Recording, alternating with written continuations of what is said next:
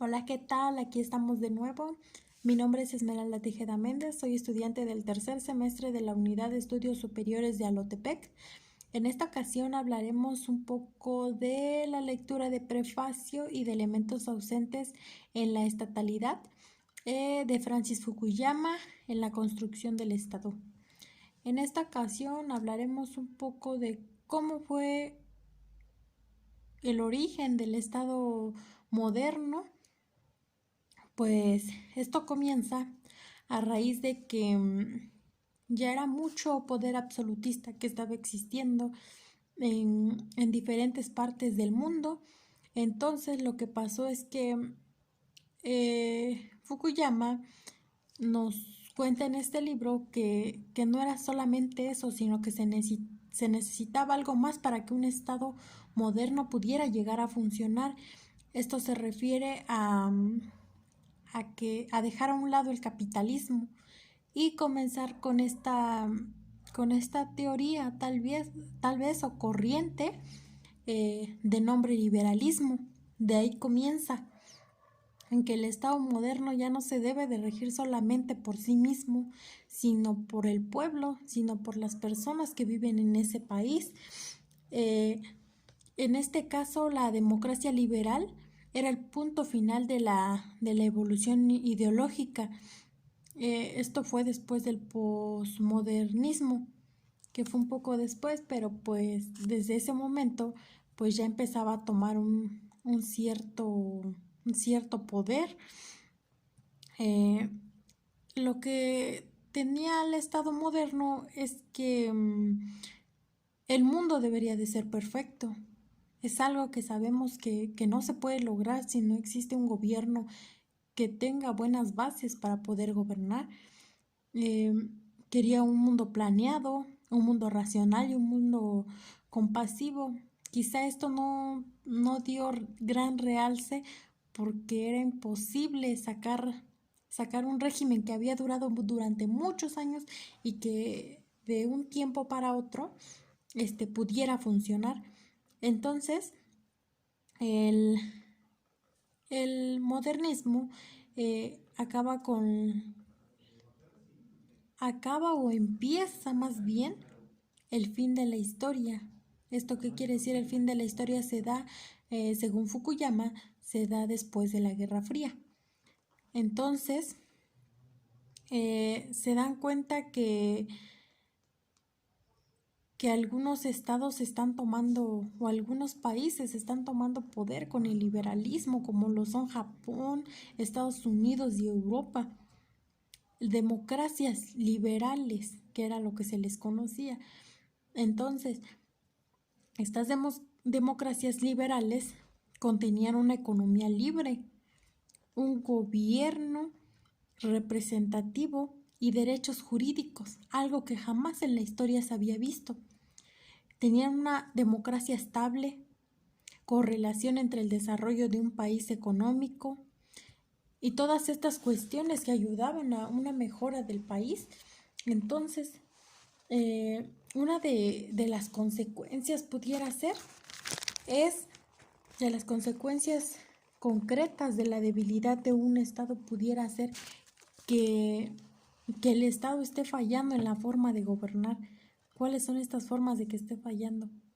No está ayudando al pueblo, no tiene interés sobre su trabajo, no tiene intereses de progresar como país, no hay un desarrollo en la economía, no hay diferentes aspectos que pudieran beneficiar al país.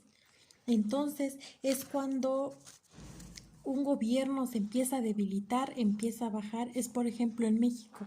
Si por ejemplo no existiera una forma de que el país esté creando o haciendo algunos productos que se pudieran vender después, ya sea en el mismo país o en el extranjero, de esta forma no podría funcionar, porque pues se debilitaría totalmente el Estado, se debilitaría, perdón, totalmente el gobierno.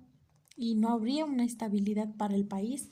Entonces debemos tomar en cuenta que un gobierno debe de tener las bases bien sentadas para poder progresar al país, para poder ayudar a sus ciudadanos y de esta forma lograr un avance.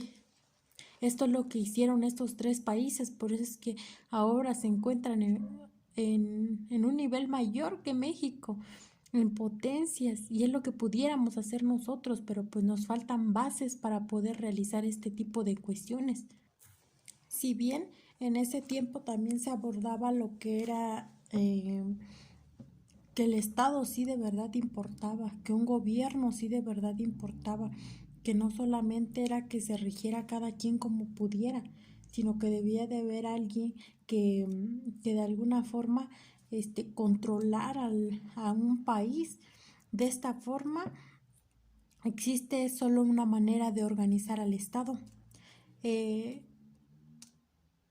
También antes de abordar este tema es necesario desentrañar el significado de la capacidad institucional, siendo cuatro los aspectos que deben de analizarse respecto al tema de la estatalidad, un término que primero se refiere al diseño y gestión de la organización, diseño del sistema político, base de legitimación y factores culturales y estructurales.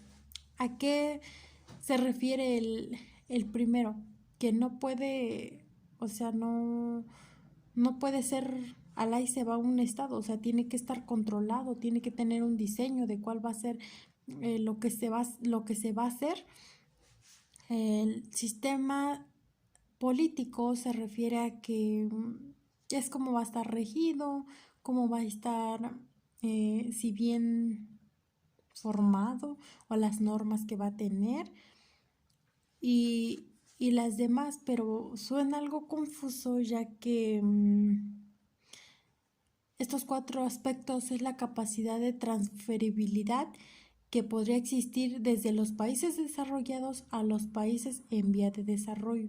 Todas estas ideologías, por así decirlo, se pueden transmitir. Entonces,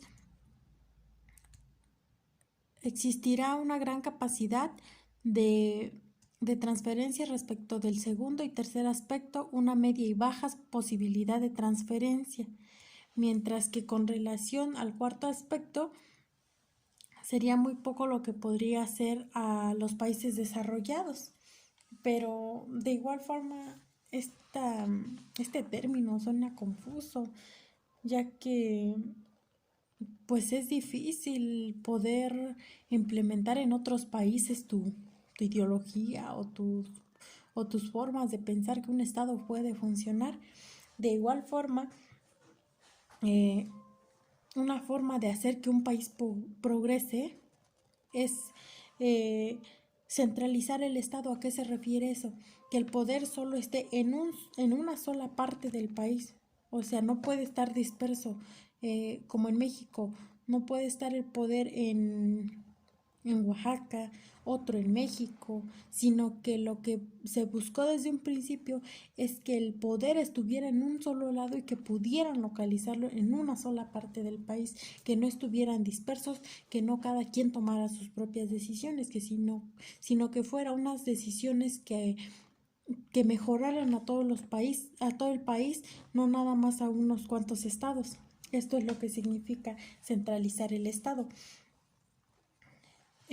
Las funciones de un Estado centralizado es que, por ejemplo, si ocurre un problema en algún estado, ese se va a encargar no solamente de cuidar a ese estado porque tiene problemas, sino que es encargado de vigilar a todos los estados que tiene su país.